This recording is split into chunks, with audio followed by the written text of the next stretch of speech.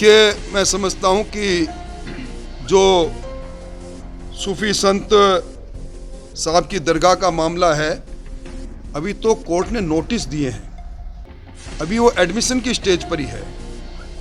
दावा पेश किया गया कि यहाँ पहले कोई भगवान शंकर का मंदिर था। दावा पेश करने के लिए हर भारतीय को कॉन्स्टिट्यूशनल में राइट है कि वो अदालत में जाकर अपना नियमों के अनुसार दावा कर सकता है। दावा पेश हुआ, प्रत्युत्तर में न्यायालय ने उन नोटिस जारी करके सब लोगों से, पक्षकारों से पूछा है कि इसमें सच्चाई क्या। अभी तो एडमिशन भी नहीं हुआ, इसलिए चाय के प्याले में तूफान जैसी बात है। अभी इस बात को मैं समझता हूँ आगे नहीं बढ़ाना उचित होगा। न्यायालय का निर्णय जो कोई भी हो, वो उस न्याय, क्योंकि हम सब लोग न्यायिक व्यवस्था के से प्रतिबद्धता के साथ बंधे हुए हैं, उस निर्णय को सबको मानना चाहिए। पर अभी कोई ऐसी बात ही नहीं है बुनियादी तौर पर। भारतीय जनता पार्टी की सरकार, डबल इंजन की सरकार, अपनी पहली वर्षगांठ की ओर बढ़ रही है। कल कबीना की बैठक में एक ऐसा निर्णय जिसको लंबे समय से इंतजार था, prohibition of unlawful conversion of religion bill 2024 को लाने की जो मंजूरी दी है, वो ऐतिहासिक काम है। एक अध्यादेश के माध्यम से सरकार ने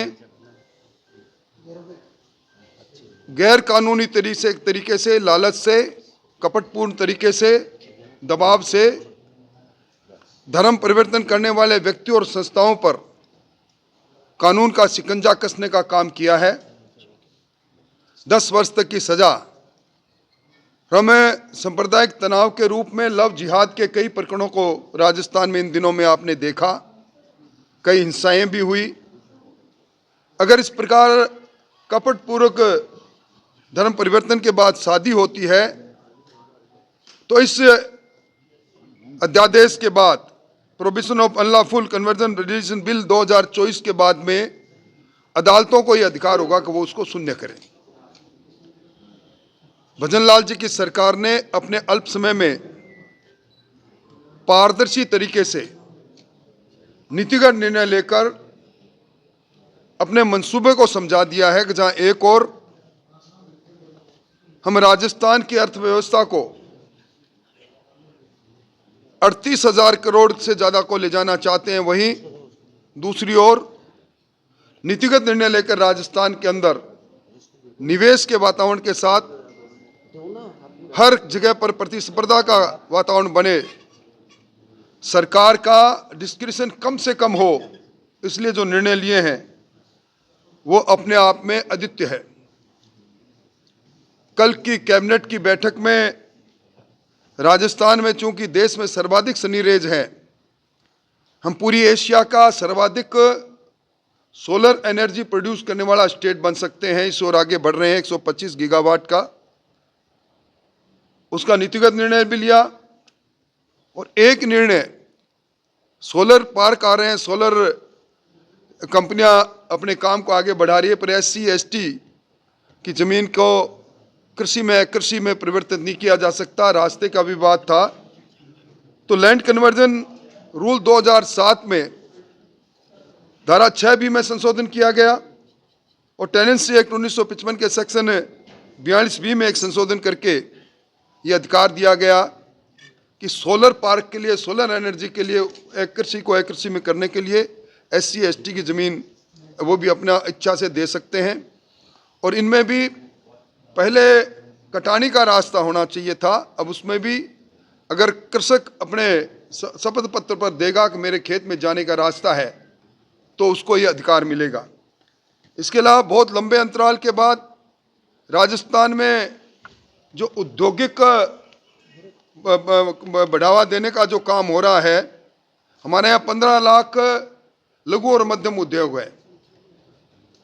हमारी GDSP में सबसे बड़ा योगदान इनका है, इसलिए MSME नीति 2024 का कल अनुमोदन हुआ है और उसमें जो ये उद्योग लगाएंगे उसमें 2% और ज़्यादा ऋण की रियायत, और अगर उसमें एडवांस टेक्नोलॉजी के कोई नवाचार करेगा तो उसमें 50% राज्य सरकार दे। इस प्रकार की नीतियां हैं।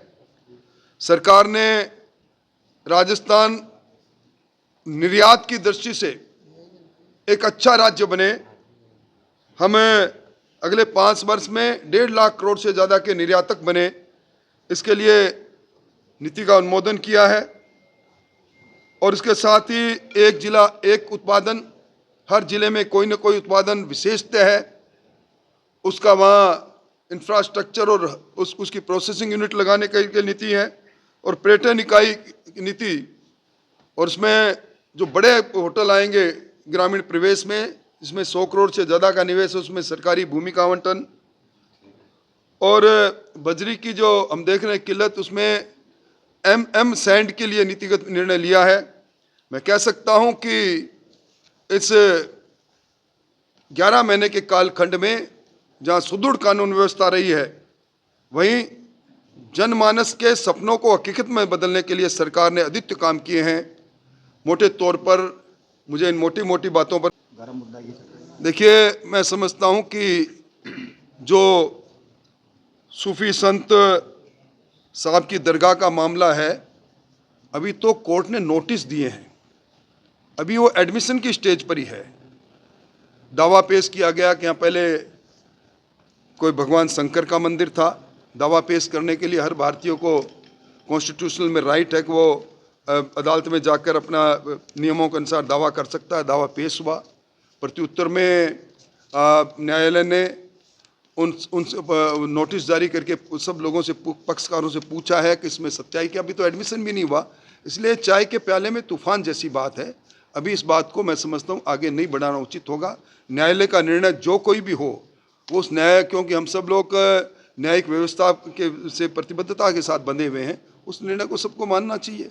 पर अभी कोई ऐसी बात ही नहीं है बुनियादी तौर पर।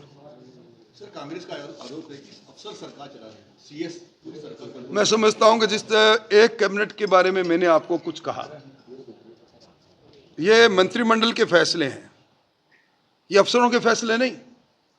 मंत्रिमंडल बैठकर इस प्रकार के नवाचार के फैसले पारदर्शिता से करे।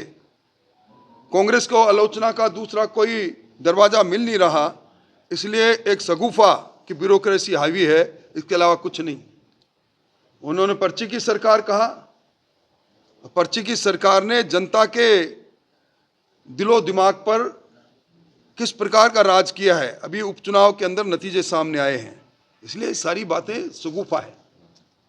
निकायों में कई निकाय खाली हो गए। मेरी कहीं कोई दूरी नहीं। मैं भारतीय जनता पार्टी का जमीनी तौर का कार्यकर्ता हूँ। पार्टी ने मुझे जो काम दिया मैंने बेखूबी से किया। उपचुनाव में कोई दूरी नहीं थी, जहाँ जहाँ मेरे दौरे लगे मैंने बेखूबी से दौरे किए। ये कुछ लोग नैरेटिव बनाने की कोशिश कर रहे हैं। मैं समझता हूँ जिस सरकार को बनाने के लिए हमने अपने खून और पसीने को सड़कों पर बहाया, वो सरकार आदर्श सरकार बने, ये परिकल्पना भी हमारी खुद की है। अब आपकी भूमिका क्या देखते हैं आप राजस्थान? एक कार्यकर्ता के रूप की भूमिका, भारतीय जनता पार्टी में किसी की कोई भूमिका नहीं, कार्यकर्ता की भूमिका है। हमारा नेतृत्व जिस भूमिका में रखता है उसी भूमिका में हम रहते हैं। कई बोर्ड और कई पद जो है, नहीं, मैं किसी बोर्ड और पद का दावेदार नहीं।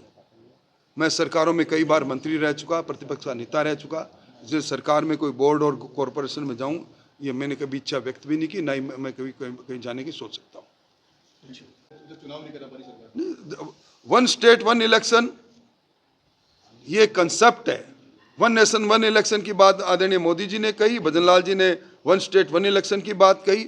लगातार आचार संहिता लगना, लंबे लंबे समय तक आचार संहिता लगते रहना, कांग्रेस की तरह नहीं। आप याद करें, पंचायती राज संस्थाओं के चुनाव पूरे 13 महीने चले। कभी हुआ है पंचायती राज सरपंच से चल के प्रमुख तक 13 महीना लगाए? ये सरकार वैसा नहीं करेगी।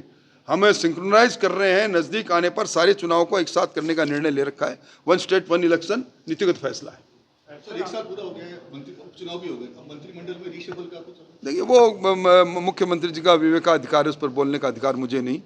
पर आपने देखा मंत्रिमंडल बड़ी खूबी से, चुस्ती से काम कर रहा है। सर आपने